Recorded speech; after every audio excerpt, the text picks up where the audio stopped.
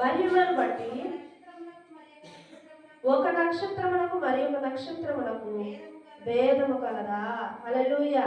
ప్రియ దేవుని బిడ్డలారా, దేవుని వాక్యం సెలవిస్తుంది, సూర్యుని మహిమ వేరు, చంద్రుని మహిమ వేరు, నక్షత్రముల మహిమ వేరు.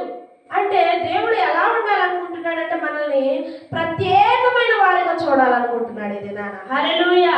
అంటే సూర్యుని మహిమ వేరు, చంద్రుని మహిమ వేరు, నక్షత్రాలన్నీ మహిమ వేరు.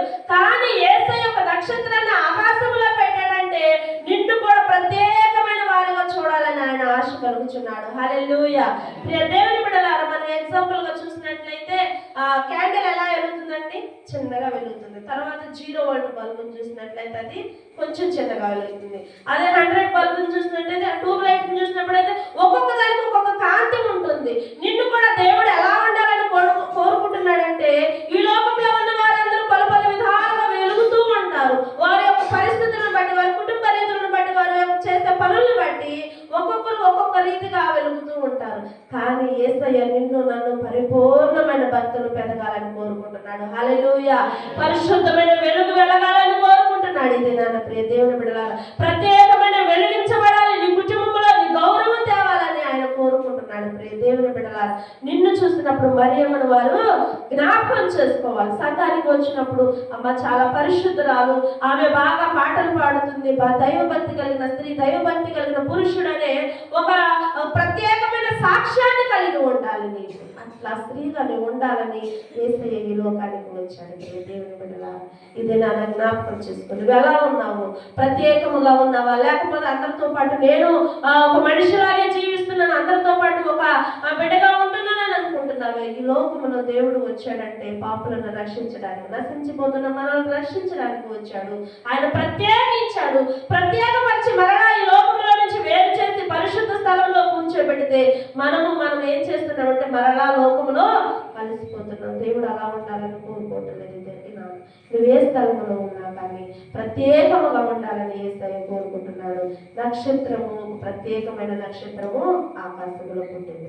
దేవుని బిడ్డలారా, ఆకాశంలో ప్రత్యేకమైన నక్షత్రాన్ని చూచి జ్ఞానులు అత్యానంద భరితులై వారు ఏం చేశారు? దూర ప్రాంతం నుండి పూజించడానికి వచ్చారు. ఈ ఉదయకాల సమయంలో మన కుటుంబాల్లో ఉదయం లేచి చలైనప్పటికీ, మనము మంచు అయినప్పటికీ కూడా దేవుని స్తుతించడానికి, ఆరాధన చేయడానికి, మహిమపరచడానికి, దేవుని మన హృదయాన్ని ఉదయకాల సమయంలో ఇవ్వడానికి, అర్పించడానికి మనం వచ్చి ఉన్నాం. ఒకవేళ ఏదైనా దేవునికి వ్యతిరేకమైన అపరాధములు, దోషములు మనలో ఉన్నట్లయితే ఇది నా సరి చేసుకుందాం ప్రియ దేవుని బిడ్డలారా.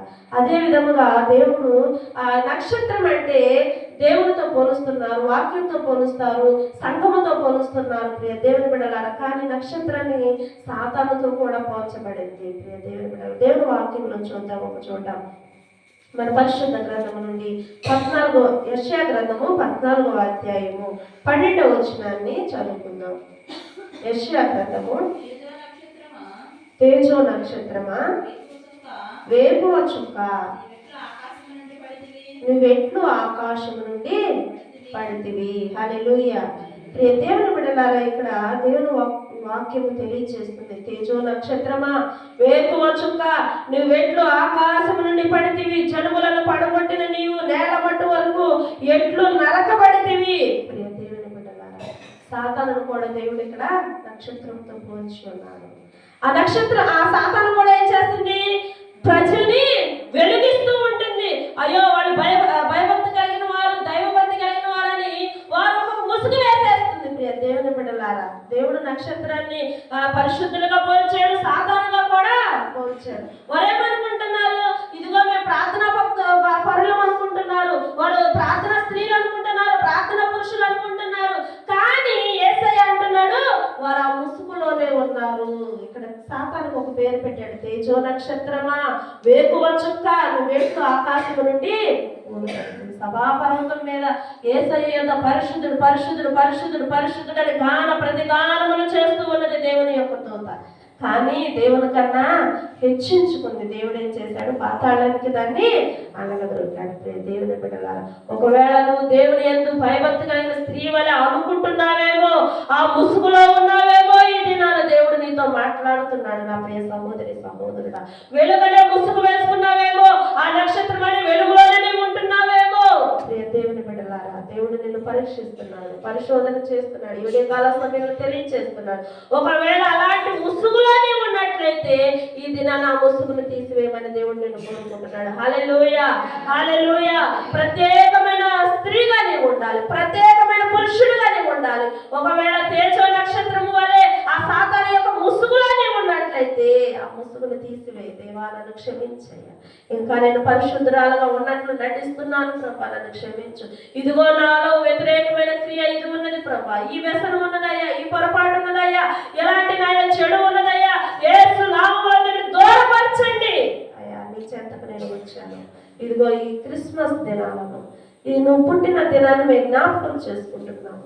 ఒకవేళ నాయన సాతాను క్రియలు నాలో ఉన్నట్లయితే దూరపరిచి పరిశుద్ధమైనటువంటి ప్రత్యేకించబడినటువంటి బిడలగా మేము ఉండడానికి కృప దయచేయమని ఇది నాన్న దేవుడిని అడుగుదాం.